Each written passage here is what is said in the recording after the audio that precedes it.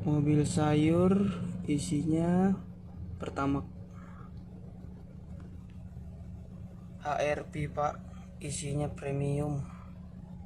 Fortuner isinya premium, anjay. Viral di media sosial sebuah video yang memperlihatkan mobil mewah antre isi premium. Terlihat dalam tayangan video tersebut, mobil mewah seperti Honda HRV, Toyota Fortuner hingga Kijang Innova mengantre di jalur premium di sebuah SPBU. Sementara pada jalur Pertamax tampak sepi peminat dan tidak ada kendaraan yang mengantre. Menariknya, di jalur Pertamax itu hanya ada satu mobil pembawa sayuran mengisi BBM RON 92.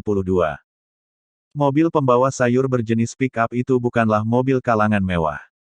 Perekam kemudian mengarahkan kameranya ke sisi lain dan memperlihatkan antrean di jalur premium yang cukup panjang.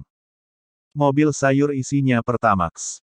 Hervepa isinya premium, Fortuner isinya premium, katanya dalam video itu.